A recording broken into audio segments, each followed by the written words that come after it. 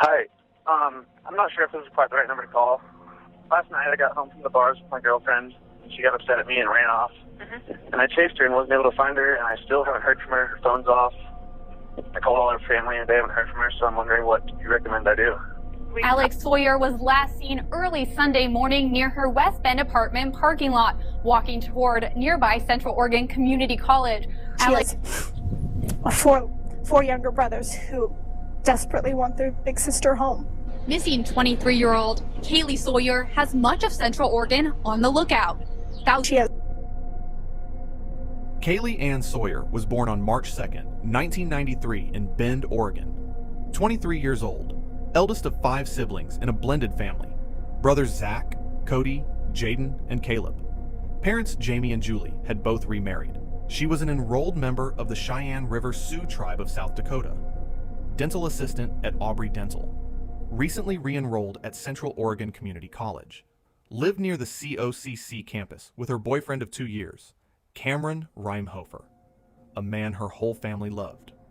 July 23rd, 2016, Saturday night. Kaylee goes out for a friend's bachelorette party. Black dress, brown boots, green purse, between 10:30 and 11 p.m. One of Cameron's friends spots Kaylee on the dance floor. She is dancing with another man, not Cameron. The friend tells Cameron, 12:04 a.m. Kaylee texts Cameron to pick her up. He comes. They drive home. The argument starts in the car and continues in the parking lot of Alpine Meadows apartment complex on College Way. Kaylee walks away into the dark. Cameron goes upstairs. 12:30 a.m. The texts begin. Kaylee, please just come home to be with me. I don't want to play this game.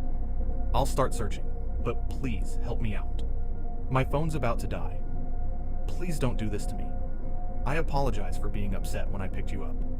I just drove up and down College Way really slow. I didn't see you, and I don't know where else to go. Just come back.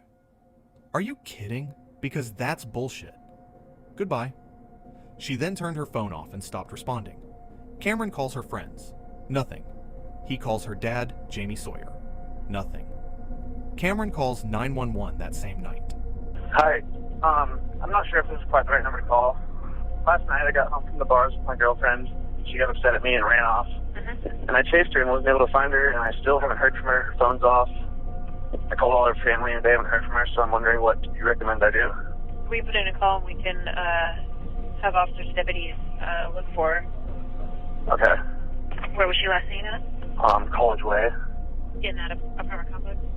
Yes. In a specific apartment, or? In the parking lot. It was like 1 o'clock in the morning. Yeah, she was mad at me, so I walked inside and told her to come meet me in there when she's like, calm down. And then I went back out in 10 minutes and she was gone. And I called her a few times and she said she was walking down the street. And then I guess she said her phone was about to die. And then I couldn't get a hold of her after that. I haven't heard from her since. Okay. She took off on foot? Yes. What's her last name? Sawyer. First name? Kaylee. Kaylee. And she's got her phone with her? She did last I saw her, but it's been dead all day, and What's this one I imagine she would charge it. Do you know what carrier it is? It is Verizon. She has a vehicle that's parked at her friend's house, and I've been over there and talked to her friend, and she hasn't heard from her either. And the vehicle's still there? Yep. Any idea where she would go, or? I don't know. I figured she'd go where her car was, her best friend's or her mom's, and I've been over to both. Talked to her dad, and I just haven't heard anything from anybody knowing this. Okay. All right, we'll have an officer get in contact with you. If she gets in contact with you, they'll give us a call back. Okay, will do. Thank you. Bye. Thanks, bye. Kaylee's mother, Julie Van Cleve, also calls police separately. Yes, I need to have an officer call me. My daughter is missing, and she is over 23, but she has epilepsy and some medical issues. All right, and what is your name? My name is Julie, Juli. Okay, I'm going to have the officer who spoke with her boyfriend earlier give you a call, okay? That would be awesome. Thank you so much. You're welcome. Bye-bye. Flyers go up across Bend. Family and friends search the streets. Social media spreads the word. Nobody finds her. Nobody knows where she went. Good evening. I'm Alex. Alex Biston. An unusual missing person case has hundreds of Central Oregonians concerned and on the lookout. Bend police are working to find Kaylee Sawyer, and tonight Jennifer Wade spoke with Sawyer's parents. Jen, how long has their daughter been missing? Alex Sawyer was last seen early Sunday morning near her West Bend apartment parking lot, walking toward nearby Central Oregon Community College. Her mother says her daughter is very close to her family, and it's very unusual for them not to hear from her for 2 days. They say they are worried sick and just want to get their Kaylee back. She has four younger brothers who desperately want their big sister home. Missing 23-year-old Kaylee Sawyer has much of Central Oregon on the lookout. Thousands of concerned residents spent the day putting up flyers and sharing their concern on Facebook. And we just contacted everybody and said, please get her face out there. Isabel Ponce Lara, a newly hired officer in training at the Bend Police Department, reported something to her colleagues that blow the case wide open. She told them that her husband acting very strangely in the last couple of days and had said some incredibly concerning things to her. Her husband was 31-year-old Edwin Lara, and Isabel said his odd behavior had been apparent since he came home very late on Sunday after his shift had finished. He often worked long and late as a college campus security guard. Edwin and Isabel attend church that Sunday morning, as they do every week. After church, they grab Pizza Hut and go home. That evening, Edwin suggests they go see the new horror film, Lights Out, at a 7:45 p.m. showing with his cousin Vinny. CCTV cameras at the cinema ticket counter capture Edwin, Isabel, and Vinny buying their tickets. Edwin in a white t-shirt, Isabel beside him, Vinny in a maroon shirt. Like when he works a graveyard like he did on Saturday night, he starts at like 3 p.m. What time? Like does he work like a 12-hour shift or? It's always changing. It's always changing. It's always unpredictable. So I actually was on the point that I didn't even know when he was going to be working or not. So what time is church on Sunday? 9 in the morning. Okay. Are you noticing anything weird at all at this point? So yeah, so he was very quiet, like on the way to church. Wasn't saying much. It was just unusual. Mm-hmm. At church, he was just very quiet, very just withdrawn. Like he would usually like grab my hand or something. He wasn't doing that. So when we get out of church, I asked him, "What's wrong with you? What's going on?" And I told him, we've been together for a very long time. I know something's up. Could you get some Kleenex? Yeah. Do you want something drinking? He comes out of the room, and his eyes were all teary. That's when I'm like, what happened? Tell me what happened. What's wrong? So he sits on the sofa. I turn off the TV, and then he just says that. He's like, I kill a woman, that's what he said. So you hit her with the car, that's an accident. Yeah. Why? What do you mean you panic? What do you mean? And what did he say? He just kept saying I panic, and at that point he's already, like, he got up and he's already like going into the room and walking back and forth. And I'm not really quite understanding what he's telling me. And then I'm like, so what did you do with the body? What? And he's like, I hit her. And I'm like, and then I kept asking him, what does it got to do with you hitting her and now you panic and you hit the body? So it didn't make sense to you? It wasn't making sense to me.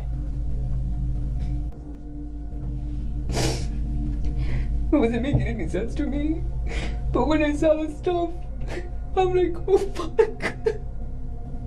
Did he say when this happened? So he just said. He's just telling the story. He just at the, like, when he was working that Sunday morning, he didn't give me like a time. Police now have a name. Edwin Enoch Lara, 12:22 p.m. Phone ping. Edwin is still in Redmond. 5:11 p.m. His patrol car found abandoned nearby. A light blue Nissan Altima with tinted windows. Police search the trunk. Inside, grass, blood, and a security uniform soaked in blood. At the Lara home, in the shed behind the house, a white bag. Inside, Kaylee's high heel shoes, Kaylee's green purse covered in blood containing her black wallet, driver's license, and passport. a blood-stained rock, a clump of human hair.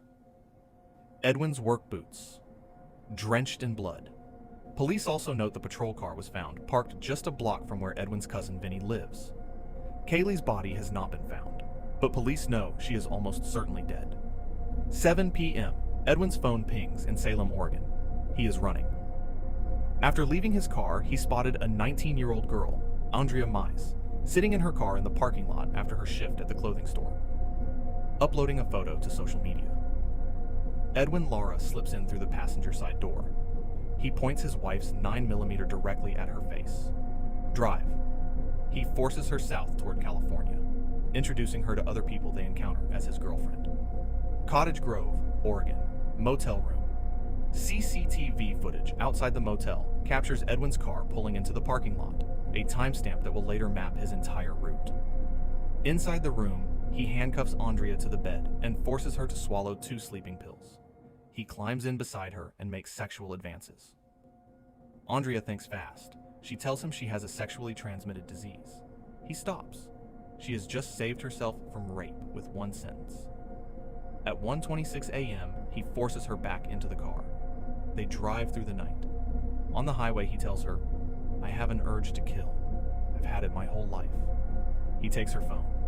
He records a video of himself, confessing to his crimes, asking police not to shoot him when they find him.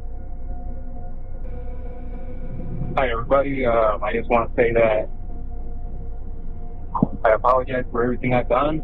Most likely I'm going to get caught. And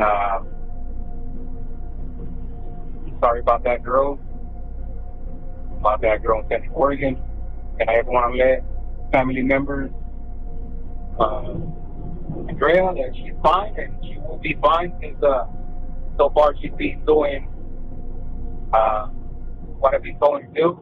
I used to kill that other girl, and I regret it. I regret killing her. She's kept screaming, and I'm sorry her forever. He hands the phone back and tells her the caption to post on Facebook. Murderer on the loose and kidnapped. Andrea posts it, but quietly changes the privacy settings to only me. The video still spreads. Thousands watch a killer on the road in real time. July 26, 5 a.m. Andrea's car breaks down, leaking oil. Edwin spots motel guest Jack Levy outside near his car. He approaches, gun out, presenting Andrea as his girlfriend. "Give me your car." Levy calls for help. Edwin shoots him in the abdomen. The entire encounter lasts 15 seconds. Edwin and Andrea run 150 yards on foot to a nearby gas station. He spots a car, a woman and her 2 teenage grandsons inside, their father still in the store. He forces all 3 at gunpoint to drive south on Dollar 5. A California Highway Patrol officer spots the car speeding on I-5. Edwin runs, over 100 miles per hour. More units join.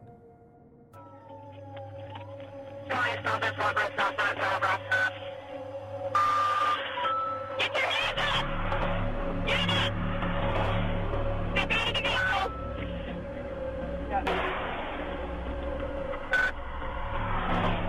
Step over to your right!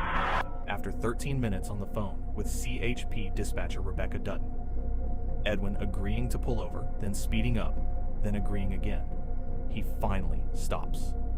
As he exits the car, he tells the arresting officer, "I came to throw down." He then tells the officer, the first cop to pat him down, missed a knife and a handcuff key. Both are recovered. 7:01 a.m. Edwin Enoch Lara is in handcuffs. Andrea sobs uncontrollably as the dispatcher guides her on how to safely exit the vehicle. She is taken into custody, strip-searched, fingerprinted, photographed, treated as a suspect. All charges against her are dropped. She is a victim. In the interrogation room, investigators find a note Edwin left in the abandoned car in Salem. The number 18700, written 3 times with no context. Detectives run it through the Deschutes County property database. It matches Highway 126 between Sisters and Redmond. So, Edwin, at this point in time, I do want to let you know that the room is being video recorded. It's also being audio recorded. When Edwin was taken into custody, he told the officers the same story he had told Isabel. that he had accidentally hit her with his car, but said that he had then strangled her when she wouldn't stop screaming. Something which everybody agreed made no sense at all. Finding out stuff about you with your family and those kinds of things. I know you got a heart that's probably pretty heavy, and you want to tell some stuff about the vehicle accident, and that's why we're here, okay? We have not been able to find Kaylee's body. Can you please help me find her body immediately before we start talking about anything else? The reason why I'm asking you that is I've done this a bunch of times. I want to tell you where the body is. Yeah. I do. And you know this, man. Matt wants to do a Matt. Can I say the story of what happened first? Yeah, as you're drawing, please, or whatever you'd like to do, sir. You're doing good, Edwin. You know what? This is not easy. Or you might be a little bit scared. We're going to hear what you have to say. We really, really want to. I'm thankful to you. I want to say that right away, that you hear what this man has to say, and that you've got a heart inside of you. And I know, because I was in your house. I saw the Bible. I know you thumb through it a lot. I see that you've tithed for months consecutively. I know you have God in your heart, okay? And that's just not a trick. That's eternal, right? In your heart, okay? And that's just not a trick. That's eternal, right? You know that. And I was going to turn south on College Way on the D4 lot. So I was going to turn south on the do not enter area there. And I didn't see her. She was wearing all black. So I was in a hurry, so it was my fault. And I wasn't expecting anybody, at that time of night. So I just turned and I didn't hit her that hard. I just bumped her with the patrol car, bumped her with the front rack. And she fell down. And at first I thought, first thing I was, I killed her, but I didn't hit her that hard. So I got off the car and she was really drunk. And then she looks at me and then she started screaming. So I panicked and I just grabbed her by the throat. She was kind of heavy, So I just grabbed her and pretty much ripped everything off her, like her clothes. I threw her in the ditch. And then I went back home and I was like, okay, they gotta find her pretty quick. So I gotta move her, put her somewhere else. And I was gonna turn south on College Way on the D4 lot. So I was gonna turn south on the do not enter area there. And I didn't see her, she was wearing all black. So I was in a hurry, so it was my fault. And I wasn't expecting anybody, at that time of night. So I just turned and I didn't hit her that hard. I just bumped her with the patrol car, bumped her with the front rack. And she fell down. And at first I thought, first thing I was, I killed her, but I didn't hit her that hard. So I got off the car and she was really drunk. And then she looks at me and then she started screaming. So I panicked and I just grabbed her by the throat. She was kind of heavy, So I just grabbed her and pretty much ripped everything off her, like her clothes. I threw her in the ditch. And then I went back home and I was like, okay, they gotta find her pretty quick. So I gotta move her, put her somewhere else. So a couple things you need to understand, and we're finally getting to the real problem here. We really are. Is you knew she was never getting out the car the moment you shut that door. Well, let me finish. You need to let me finish, right? Immediately you go to give me your purse and your phone. Well, I knew she wasn't going to get out. She wasn't going to survive that encounter, was she? This is where it does not make sense. If your intent isn't already there to do some kind of harm or some kind of evil to her, some friggin' evil that's there, bro, it's there. You just gotta face it down, man. You can't cower away from it. You face that damn thing down right now. If you know the only way, if you don't have intent in her head, your thought is, I gotta keep that phone away from her because she's gonna call for help before anything bad's even happened. You've already made a decision. Am I right or am I wrong? Tell me. So I made the decision that to silence her, to kill her. Let's be real. When you say silence her, you mean kill her. Is that correct? Because when did you make that decision? When she started screaming, because she had seen my face. But you already grabbed her phone. You already kept her away from making a call for help or contacting someone. So you're already preserving yourself. So I'm thinking it's before. When you ask for the purse, I think you already know in your head, I'm going to silence her. I'm going to kill her. She honestly thought that I was going to do something. You were, man. And when that's the problem. Right now, you were. You absolutely. At first I wasn't. Yes, Detective Timothy Kania is dispatched. He parks and sprints along the guardrail. Within 1 to 2 minutes, he finds her. His first thought is that she looks alive. Her hands and feet are stretched out as though she was trying to crawl up the embankment. He checks her wrist, her neck. No pulse. Kaylee is just off the side of the road behind the guardrail. Not buried, not covered. Her shoulder visible from the road. Update to bring to you tonight in the disappearance of Bend resident Kaylee Sawyer. Police now say they found a body and they believe that to be Sawyer's body. Now, Edwin Lara has been arrested yesterday in connection with this. Edwin Lara is a 31-year-old Redmond resident currently employed at COCC working as a part-time campus public safety officer. We've recently learned that Lara's wife, Isabel Pons Lara, as I mentioned, is a Bend police officer who yesterday morning reported her husband's potential involvement in this. According to court records, Edwin Lara recognized Kaylee was intoxicated and propositioned her for sex. She refused. He strangled her to the point of unconsciousness inside his patrol car, a vehicle with a cage, with doors that could not open from the inside. He drove to parking lot B12, a remote gravel lot at the top of the COCC campus, surrounded by juniper and sagebrush. Blood and drag marks were later found there. He sexually assaulted her. She regained consciousness. She fought back, defensive wounds confirmed on both hands. He then lifted a nearly 50-pound rock and crushed her skull with it. She was still alive after the first blow. He used it again. Cause of death: blunt force trauma, skull fractures, evidence of strangulation and sexual assault confirmed by autopsy. He then loaded her body into the trunk of his patrol car. Her blood soaked the trunk floor, and drove to Highway 126, where he dumped her body off the side of the road. Kaylee's grandfather, Jim Walden, said the defendant, by his own admission, abducted, strangled, raped, sodomized, and bludgeoned to death my granddaughter. His life should be erased, just like the last breath of life he took from Kaylee. Kaylee's mother, Julie, said, "Kaylee is my firstborn. The moment I held her, I understood what love at first sight meant, and that it is real." Judge Adler said, "I cannot recall a case in Bend that has shocked the community like this. The incredible brutality of this murder sets it apart." Edwin was sentenced. Life in prison. No parole. Ever. At his 2019 federal sentencing for Andrea's kidnapping, Andrea stood in court and looked directly at Edwin. "You thought you stole my life from me. I am not a victim. I am a survivor. A warrior. I'm stronger now than I have ever been. And you are going to rot." Edwin stared at the wall and said nothing. Second sentence: life in federal prison. Following their testimonies, Lara himself addressed the court, making an emotional plea for forgiveness.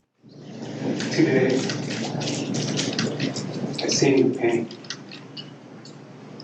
Today, I've seen your hate. I don't have much to say to you at this moment. I only have a single prayer, something I would like to speak to whoever is willing to listen." After Lara's speech before the court, Judge Michael Adler called Lara's actions cold-hearted beyond belief and added that Lara was fortunate that a jury would not be sentencing him to death. "God Almighty, who art in heaven, all the here tonight, I'll ask you, please, heal the hearts, all those broken hearts of this community." Today, we don't celebrate the end of this tragedy because it's not over for Kaylee's family. Today is the 548th day we mourn Kaylee's death, and tomorrow will be day 549. Today, though, we do take solace in knowing that Kaylee's killer was brought to justice.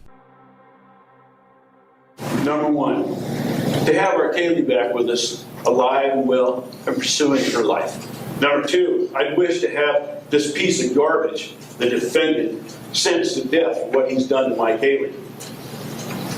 And number three, I wish the court system in the state of Oregon would just hand him over to me, and allow me to administer the death sentence. Kaylee's mom also spoke today, calling Lara a monster. More family and friends will speak later this afternoon. The judge is expected to sentence him later today or tomorrow. A year and a half after murdering a young woman in Bend, the killer admits to the murder. This morning, 32-year-old Edwin Lara pleaded guilty to aggravated murder in the death of 23-year-old Kaylee Sawyer. This plea deal means he will avoid a possible death sentence.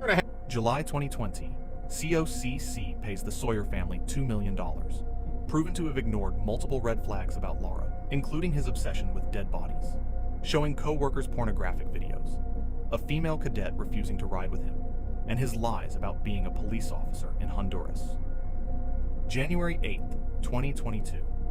Two people break into Northwest Self-Storage in Bend. They steal 2 guns and leave. The manager calls Julie Van Cleve, thinks only the guns are gone.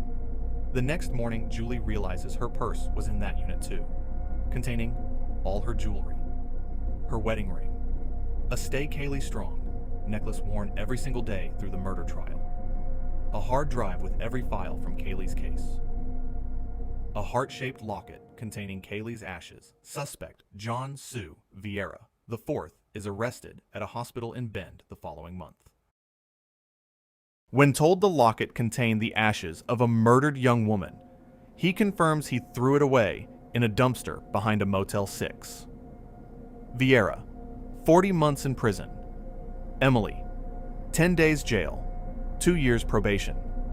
May 25th, 2019. Governor Kate Brown signs Senate Bill 576, Kaylee's Law into Oregon law. The Kaylee's Law also focuses on how private security personnel present themselves, especially regarding uniforms and vehicles. It requires security guards to wear clearly identifiable uniforms and prohibits them from using clothing or markings that could make them look like real police officers. The law also restricts the use of vehicles that resemble law enforcement cars, ensuring that private security cannot mislead the public or gain trust by appearing to have official police authority, an issue that played a role in the case of Kaylee Sawyer.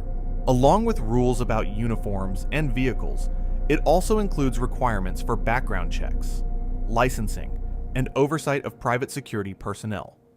These measures were introduced after the case of Kaylee Sawyer to make sure people in security roles are properly vetted and don't misuse authority or appear as law enforcement.